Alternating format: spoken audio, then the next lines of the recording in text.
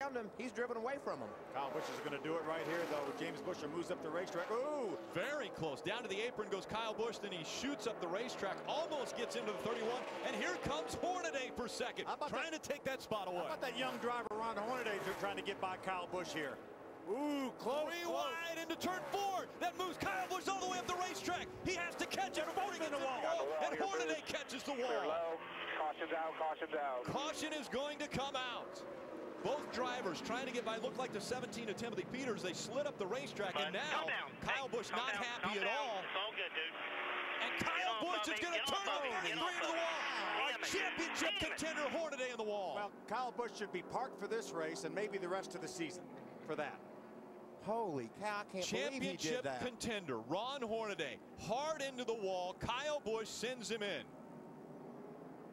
You all right? You know, we saw him playing games like that at Martinsville, but we're running over 180 miles an hour here. Window net down on the 33 of Hornaday. The garage. The two trucks were trying to get by the 17 of Timothy Peters. I think it was a 07. Oh, the 07, excuse me. Pencil, that's what I was getting at.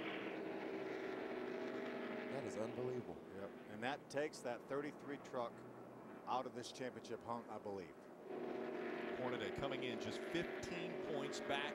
Definitely in this championship hunt. Go back Gained to the 32 points See how bad on the lead of this championship in 4 races and have it all come to an end like that.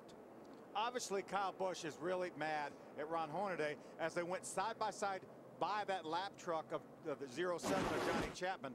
Here it is right here. They go side by side. Hornaday has to go up. Kyle squeezes down on Ron, but Ron he's got to be in control of his truck. They both do a little bit of contact into the wall, but I believe those trucks could be repaired and maybe race for the win still. And the caution has come out now. Right now, the caution is already out. A little bit more damage on Ron Hornaday's truck. Very minimal damage to that 18 truck, but this is when he's going to show his displeasure to Ron Hornaday. He gets up against him, and he just won't never turn him loose, Mikey. He's running wide open in the back of that truck, and he finally turns him head on into that outside wall.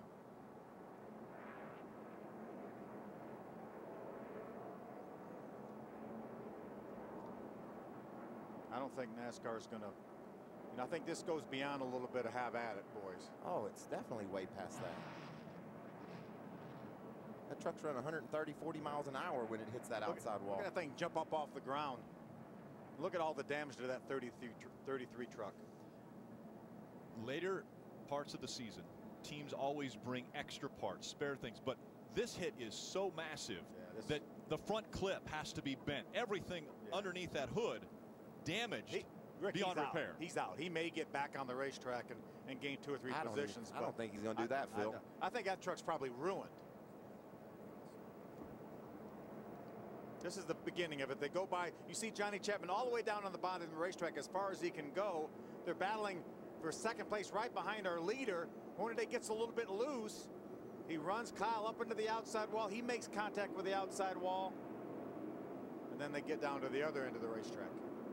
There you saw the yellow lights. They came out right away. And again, not much damage to either truck. Both cosmetic, could have been worked on. You can see how tight Kyle is on the side of Ron. He gets loose when he goes around Johnny Chapman, pulls the air off his truck, and they both go into the outside wall. And I guarantee you Ron has no idea what's fixing to happen. We got trucks on pit road. Again, the 17th lap of this 147 lap race, and a shocker early on in this one. James Busch, after the green flag has come out, we want to hear from Kyle Busch. He is the big story, and he's standing by with Ray. Okay, Kyle has come out of the hauler, and Kyle, obviously this will be the big story of the week. That's the one question is, did you just lose your mind for a few seconds there, or did you consider that Ron was in the championship? Well, if you consider Ron was in the championship, maybe Ron could have played it a little bit smarter on lap 15 and checked up a little bit and given room to everybody around. You know, obviously, if you make it a 3-wide situation, I can't go up in the dirt. You know, I'm already on the outside lane. There's not 3 lanes out here right now. It's a truck race. It's the first race of the night here this weekend. And, you know, so if I just lay over and give up everything for Ron Hornaday, that's not Kyle Busch's fashion. I'm out here to win a race just as much as anybody else is. And when he races up on my inside, gets loose, and takes me up to the fence, I ended up losing my cool. And I've been wrecked 4 weeks in a row, and finally I just had enough of it. And so I'm sorry it was Ron Hornaday, and he's going after a championship. But the fact of the matter is, it's just, you know, you can't place all blame on one person. There was two people that got into it to begin with, and there was two people that ended it. Thank you for coming out. That's Kyle Busch. Again, Kyle Busch, Ron Hornaday involved in an incident early in this race. Ron Hornaday out of the race. Kyle Busch out of the race as well, but Hornaday now out of the championship hunt.